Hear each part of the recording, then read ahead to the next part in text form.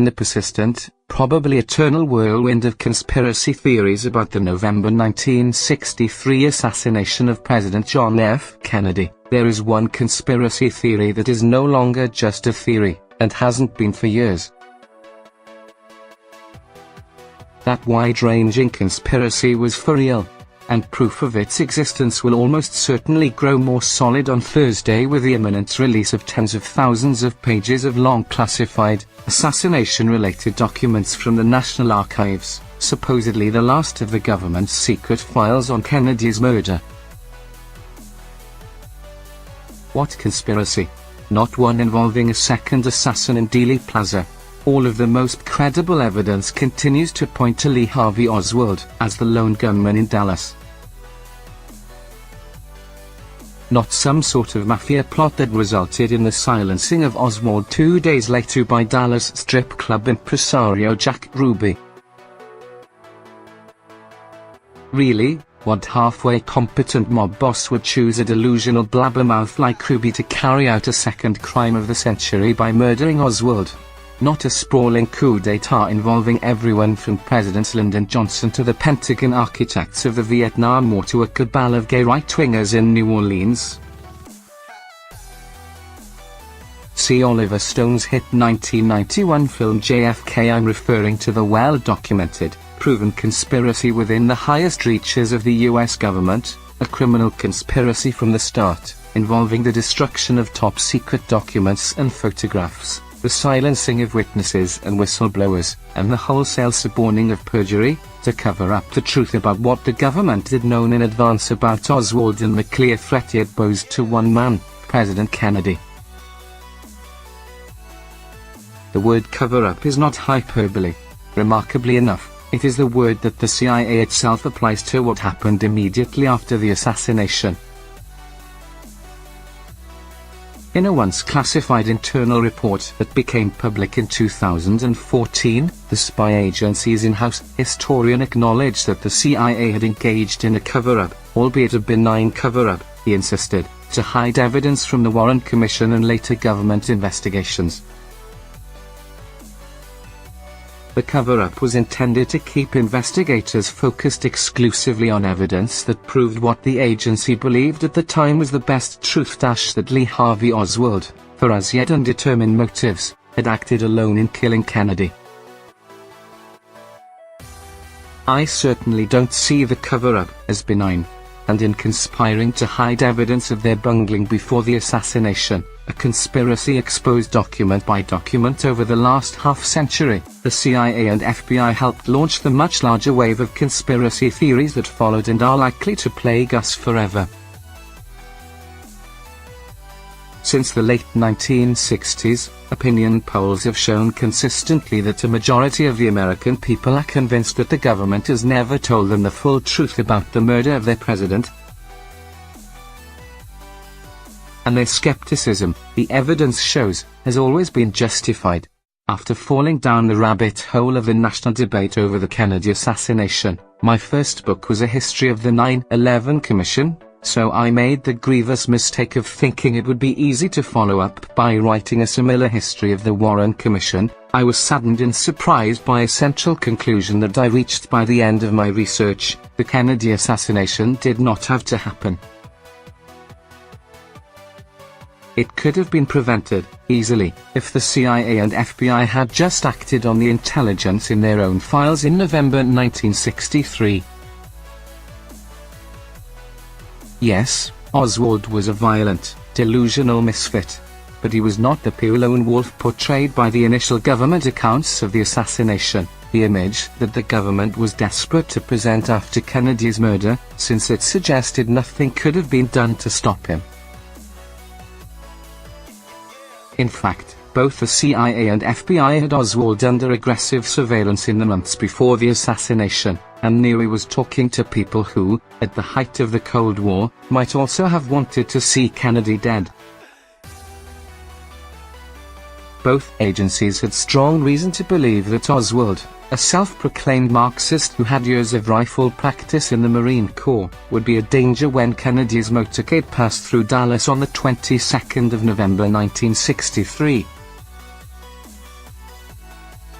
In what I believe was a horrifying coincidence, Oswald had just begun a new job as a laborer in a book warehouse that overlooked Dealey Plaza, the Texas School Book Depository. The evidence gathered by the CIA and FBI before the assassination about Oswald should have put his name in red lights as a threat to Kennedy, former FBI Director Clarence Kelly admitted reluctantly after his retirement. If the FBI had just acted on the information, he wrote in his own memoirs in 1987, without doubt JFK would not have died in Dallas and history would have taken a different turn. Instead, immediately after the assassination, panicked officials at both the CIA and FBI tried, desperately, to cover up evidence of the extent of their knowledge of Oswald, fearing their bungling of the intelligence about JFK's assassin might be exposed, and that they would be blamed for the president's murder. All of which brings us to today. It is no surprise that the CIA and FBI are, ultimately, the source of most of tens of thousands, if not hundreds of thousands of pages, of classified documents that are scheduled to be released by the National Archives on Thursday. From the bare-bones index of the documents provided by the archives, many of the 3,100 never-before-seen files will reveal new details about the extent of the voluminous information that the CIA and FBI gathered about Oswald in the months and years before Kennedy's death. Previously declassified CIA documents show the agency was monitoring Oswald as early as 1959, the year he tried to defect to Moscow. This week's massive government document dump, which Donald Trump has said he does not intend to block unless he sees compelling and clear last-minute proof that some documents could damage national security, fulfills a deadline established under a 1992 law passed by Congress to try to stem conspiracy theories about the Kennedy assassination. The authors of the 1992 JFK Assassination Records Collection Act said they were alarmed, in particular, by the cloud of suspicion kicked up by Stone's film, which was released a year before. Under the law, all government files related to the assassination must be released, in full, within 25 years of the law's passage, a deadline reached this Thursday, the 26th of October. Many historians and researchers, including this one, will be most intrigued to see the still-secret files that, according to the Archives Index, are related to an event that was the focus of so much of the cover-up by the CIA and FBI. Oswald's six-day trip to Mexico City just weeks before the assassination. He had apparently gone there to try to obtain a visa to defect to Cuba. Immediately after the assassination, the CIA and FBI acknowledged they had been aware that Oswald had visited the Cuban and Soviet embassies in Mexico. But the agencies insisted they had no information to suggest that Oswald had done anything in Mexico to hint that a plot to kill Kennedy had been hatched there, or anywhere else. But declassified files from both agencies would become public years later that showed that, during the trip, Oswald met in Mexico with Cuban and Soviet spies, including, incredibly enough, a KGB assassinations expert. He appears to have had a brief affair with a Mexican woman employed at the Cuban consulate there. Another document declassified in the 1990s, a top-secret June 1964 FBI memo prepared by its director, J. Edgar Hoover, for the Warren Commission that revealed that Oswald had apparently spoken openly in Mexico City of his intention to kill Kennedy.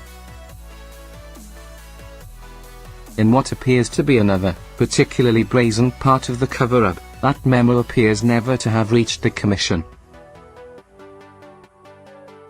While Hoover's memo eventually appeared in the panel's digital records at the National Archives, surviving Commission staff lawyers told me for my book they never saw it during the Commission's investigation in 1964. They said they would have remembered such a bombshell document, and it would have prompted an urgent investigation in Mexico to determine who else heard Oswald talk about killing Kennedy, and if anyone there had offered to help. In Dallas, the FBI cover-up began the weekend after the president's death.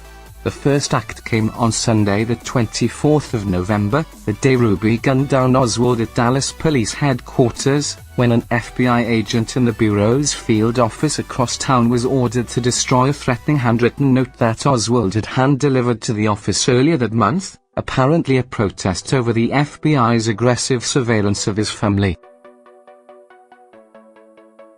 What did Oswald write in the note? We'll never know, because